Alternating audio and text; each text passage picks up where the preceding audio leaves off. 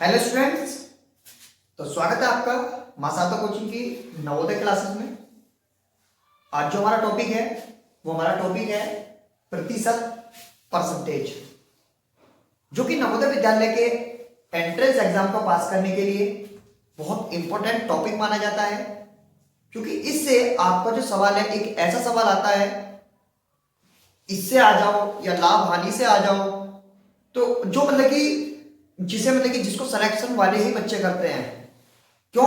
क्योंकि मैंने आपको कई बार इस चीज का मैंने समीकरण दे दिया है कि आपका पेपर कुछ इस हिसाब से सेट होता है कि 60% को तो सब बच्चे कर लेंगे, 20% को मॉडरेट वाले करेंगे और 20% को जिसका सिलेक्शन होता है वो करते हैं। तो देखिए आगे हम लोग उसको मैंने वीडियो स्पेशल दे चुका हूं, आप उनको बात करें।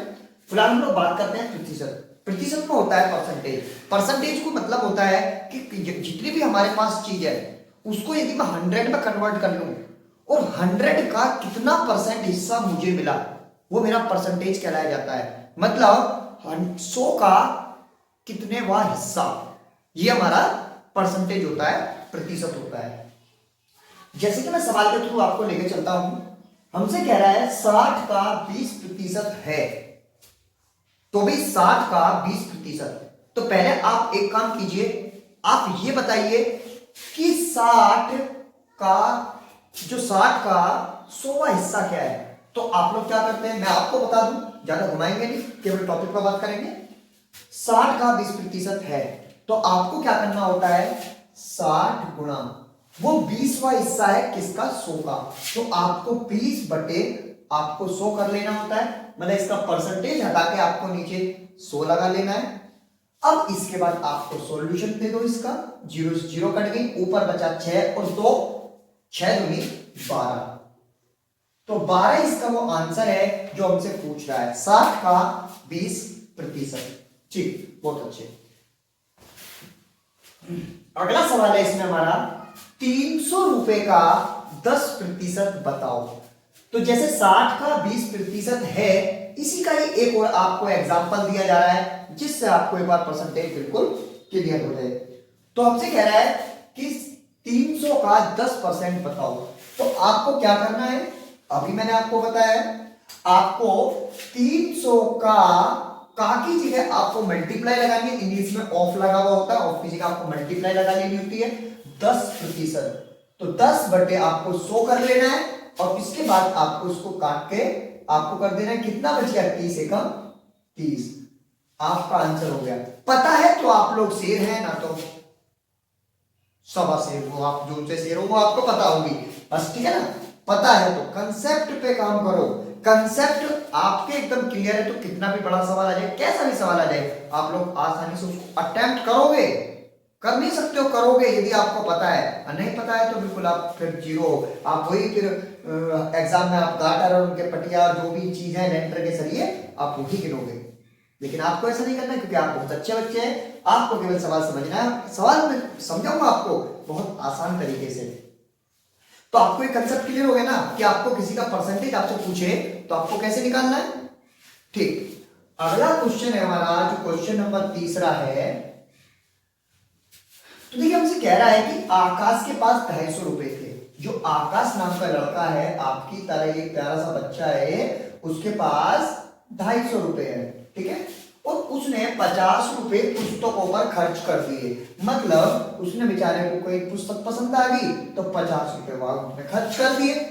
अब 50 रुपए उसने खर्च कर दिए, तो बताओ उसने कितने प्रतिशत धन पुस्तकों पर खर्च कर दिया। अब उसको हिसाब देना पड़ रहा है।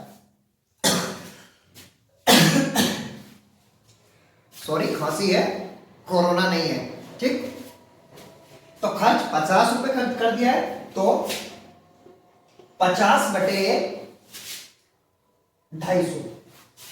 आपको क्या करना है कि जितने रुपए का पूछता है, टोटल में से कितने में से पूछा, 250 में से इंटू 100, ये आपको कर देना है। आपको परसेंटेज निकल के हाथ में आ जाएगी। या आपने इसको काट दिया, इसको 25 दूनी 50 से काट दिया, 10 दूनी 20 हो गया। बाद में परसेंटेज लगाते हो क्योंकि हमसे परसेंटेज पूछ रहा है। ओके, समझ में आ गया ना। जितने से पूछता है बटे टोटल जिसमें से पूछता है और गुणा 100। आपका परसेंटेज निकल जाता है। ओके, अगला देख लीजिए। ओके, आकाश का हो चुका है। अब एक और छात्र है आपकी तरह।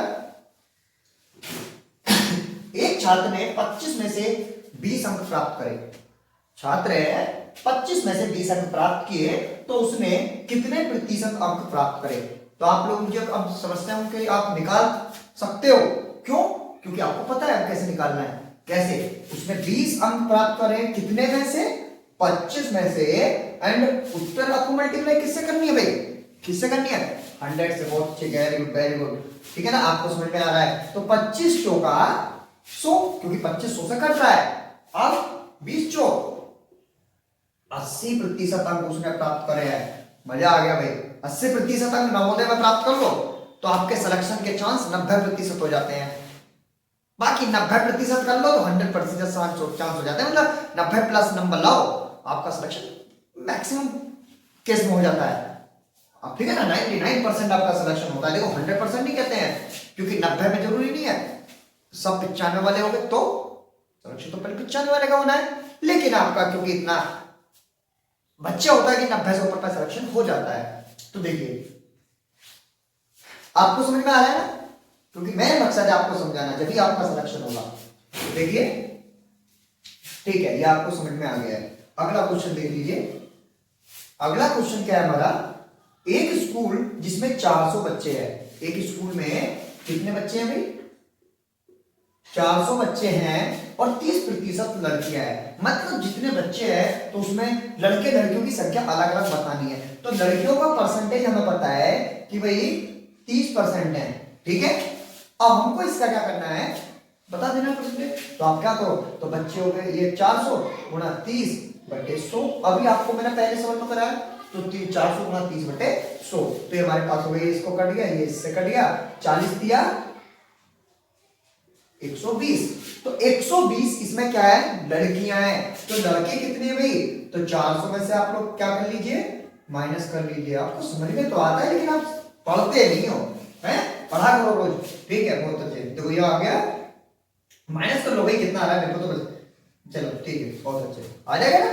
हाँ ठीक, कैलकुलेशन गलत हो जाएगा तो आप करेक्ट करा दिया करो भाई। देखो ठीक है ना, क्योंकि मैं भी आप लोगों से पढ़ते पढ़ते पढ़ रहा हूँ। ठीक है, बिल्कुल करना है। चलो ओके, अगला सवाल देख लीजिए। अगला सवाल क्या है भाई? प्यारे प्यारे बच्चों, अगला सवाल बताओ क्या है?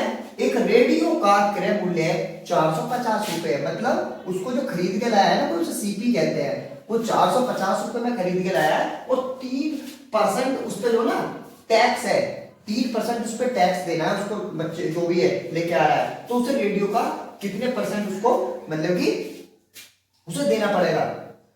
तो बताओ खरीदार को रेडियो खरीदने में कितना धन व्यय करना पड़ेगा? तो आप एक काम कीजिए, 450 का 3% एक बार निकाल लीजिए, क्योंकि आपको पता लग जाएगा थोड़ा। ठीक है ना, तो अब ये आपका कितनी बार चला जाएगा? 5 से 2 बार, 5 से आपका 9 बार, 9 × 27, 27/2 रुपए जो ना उसे टैक्स के देने पड़ेंगे। मतलब इसको आप काट लीजिए 13.5 रुपए। ठीक है, ये आपको टैक्स के देने पड़ रहे हैं, लेकिन टैक्स हमेशा जो सामान होता है ना उसमें जुड़ता है। तो कितने रुपए का सामान था वो? 450 का। तो आप उसमें 13.5 और जोड़ लीजिए, तो 463.5 रुपए उसको खरीदार को देने पड़ेंगे उसे खरीदने के लिए। ठीक है ना, वेरी गुड। एक और सवाल है, इस टॉपिक का लास्ट में सवाल है। और यदि आपको इस टॉपिक से संबंधित और भी ज्यादा सवाल चाहिए, आप ज्यादा सवाल करना चाह रहे हैं, तो हमारी प्राइवेट क्लास आप ज्वाइन कर सकते हैं। प्राइवेट क्लास में आपको टेस्ट सीरीज मिलेगी, असाइनमेंट मिलेगा, वीडियो लेक्चर मिलेंगे, रोजाना का शाम को डाउट सॉल्विंग सेशन मिलेगा। ठीक है, बहुत ही मामूली कीमत पर, जो एज अ डोनेशन आप लोग समझ सकते हैं। ठीक है, ओके। तो देखिए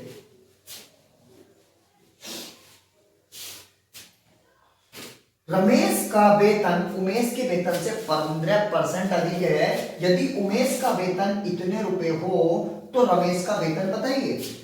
रमेश का वेतन हमको पता है कि भाई हम लोग भी करते हैं ना ऐसे कि भाई उसको, उस वाले बच्चे को जो है ना उसके पापा 10 रुपए देते हैं और मेरे पापा 15 रुपए देते हैं। तो मेरे पापा उसके पापा से कितने % अधिक देते हैं आपको भी निकालना है। ऐसे ही ये रमेश है, रमेश का वेतन जो है ना उमेश के वेतन से 15% ज्यादा है।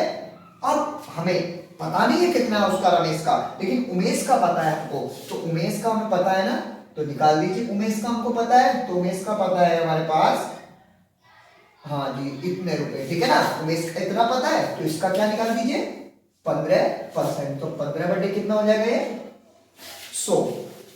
तो इसकी आपने यहाँ से काट दिया, और 11 पंजे 55 का 5 हासिल 5, 11 कम 11 5 16, तो 165 रुपए ज्यादा है ना।